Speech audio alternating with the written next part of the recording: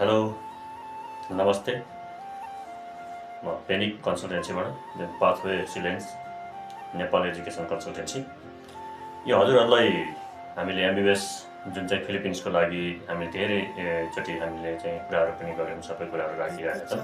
जुन चाहिँ एमबिबिएस पढ्ने स्टुडेन्टहरूको लागि चाहिँ एउटा बेस्ट डेस्टिनेसन हुनसक्छ। हजुरहरूले चाहिँ एकचोटि गुगल गरिहेर्नु होला।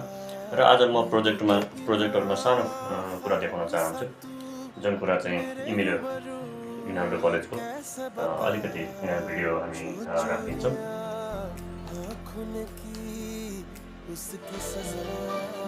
यो चाहिँ हाम्रो इमिलियो युनाल्डो कलेजको चाहिँ भिडियो हो। हजुरहरूले चाहिँ अब के छ भनेदेखि अब जुन चाहिँ म्याचिङ गरेर बसिरहनु भएको स्टुडेन्टहरूको लागि पनि लगभग अब हाम्रो स्कलरसिपको त तपाईँको सक्यो भन्दा नि भयो। अब मार्च 4 गतेबाट चाहिँ फेरिको रिजल्ट निस्किन्छ। अब हजुरहरूले अब जतिसक्दो छिटो अब आफ्नो चाहिँ कलेजहरू चोइस गरेर आफ्नो चाहिँ कुन कलेजलाई चाहिँ राम्रो हुन्छ भन्ने कुरो चाहिँ आफूले पनि विचार गर्नुपर्छ। त्यसपछि अनि बाहिरको लागि पनि हजुरहरूले चाहिँ चुज गर्नु होला। त्यसको लागि चाहिँ बेस्ट डेस्टिनेसन तपाईँको फिलिपिन्सको मनिला सिटी सेन्टरमा रहेको इमिलियो युनाल्डो कलेज हजुरहरूको लागि हामीले लिएर आएको छौँ। 12-14 वर्ष अगाडिदेखि नै हामीले त्यही नै सेवा दिइरहेका छौँ। र हाम्रो अफिस पनि त्यही इमिलियो युनाल्डो कलेजको जस्ट 5 मिनटको डिस्टेन्समा हजुरको अफिस रहेको छ। हजुरहरूले प्लिज गुगलमा एकचोटि भिजिट गरी सबै कुराहरू हेर्नु होला। र फीको विषयमा पनि तपाईँहरूको के छ भनेदेखि नेपालकै फी हो, अरू चाहिँ एक्स्ट्रा कुनै चार्ज चाहिँ यस्तो चाहिँ छैन। नेपालकै फीमा तपाईँले मजाले चाहिँ पढ्न सक्नुहुन्छ र खानपिनको लागि पनि समस्या छैन।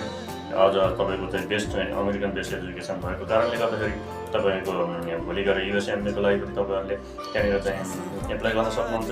अर्को कुरा तपाईँहरूको पढाइको पनि जुन चाहिँ फ्याकल्टी पनि एकदम नेपालको फ्याकल्टीसँग चाहिँ एकदमै राम्रो चाहिँ म्याचिङ छ। त्यसले गर्दाखेरि भोलि गएर गुड डक्टर बन्नुहुन्छ र गुड डक्टर भएर चाहिँ नेपाल आउनुहुन्छ भन्ने मलाई आशा छ। त्यही भएर हजुरहरूले चाहिँ जतिसक्दो छिटो अब चाहिँ आफ्नो कलेज चोइस गरी आफ्नो चाहिँ एप्लिकेसनहरू भर्न सुरु गर्नुहोस् र डकुमेन्टहरू सेन्ड गर्न सुरु गर्नुहोस्।